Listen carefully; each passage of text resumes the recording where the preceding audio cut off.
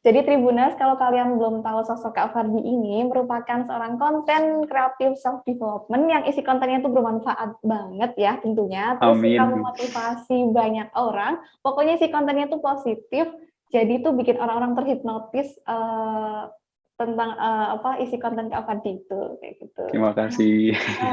sebelum kita ngobrol lebih lanjut nih Kak tentang konten Kak Fardi ini, terutama di media sosial di Instagram maupun TikTok, aku mau nanya nih latar belakang Kak Fardi itu dari mana gitu? Mungkin bisa diceritakan ke Tribuners Kak.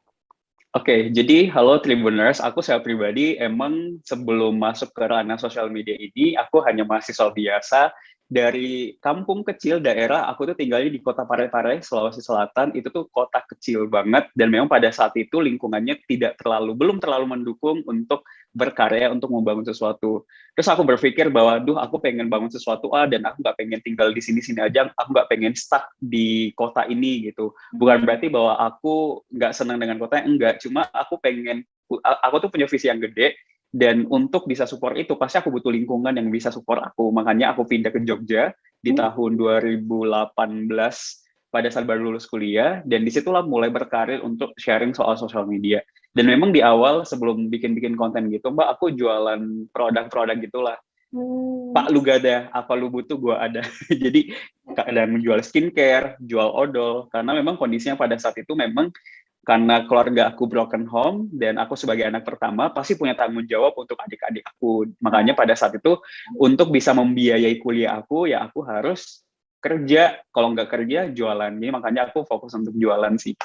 Backgroundnya di sana, terus akhirnya di 2018 awal mulai sharing-sharing konten. Pada saat itu nggak ada niat untuk menjadi content creator, dikenal oleh banyak orang, nggak sih. Nggak pernah kebayang sampai di level itu. Aku melakukan atau aku bikin konten itu karena basically aku senang dengan konten tersebut. Itu aja, nothing tulus juga. Kayak ada yang suka, alhamdulillah. Nggak ada, ya udah sih, nggak apa-apa juga. Gitu sih. Nah, sampai saat ini kan Kak Fadi, apa sih yang ngebuat tertarik jadi seorang konten kreator, terutama tentang kenapa pengen jadi konten kreator pengembangan diri, kayak tentang motivasi, seperti itu. Apa sih Kak Salah, yang membuat, gitu? gimana, Apa gimana, yang gak. apa yang membuat Kak Fadi tertarik untuk menjadi seorang konten kreator pengembangan diri? Dari mana gitu Kak asalnya? Kenapa pengen, aku tuh pengen ini, pengen motivasi banyak orang. Nah, gimana sih Kak ide-ide dari itu gitu?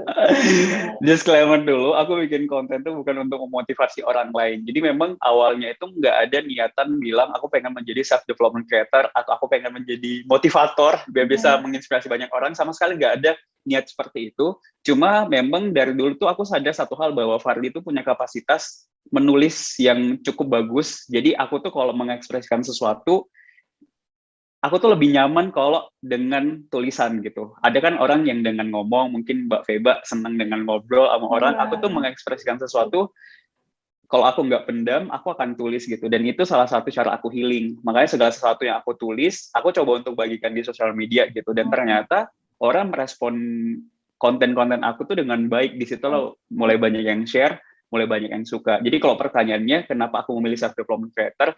Mungkin karena udah nyaman aja kali ya. Jadi nggak ada niatan bahwa aku pengen menjadi self development creator. Cuma karena hal-hal yang selama ini kebetulan yang aku bagikan itu ada hubungannya dengan pengembangan diri. Ya udah sih aku lanjut aja sambil aku belajar. Karena aku percaya bahwa self development creator dia itu bukan hanya soal dia sempurna, dia membagikan apa yang udah bagus banget di dirinya, enggak juga. Tapi ini adalah salah satu cara buat Fardi bisa belajar lagi gitu. Fardi rajin baca buku, Fardi belajar soal gimana lebih produktif. Karena kan kalau aku nggak belajar, nggak ada suatu hal yang bisa aku berikan gitu. Kalau Fardi sendiri nggak bertumbuh, agak sedikit tidak mudah untuk aku berbagi hal-hal positif untuk orang lain. Iya, Itu sih. So, lead by example. oke. Terima kasih sudah nonton. Jangan lupa like, subscribe, dan share ya.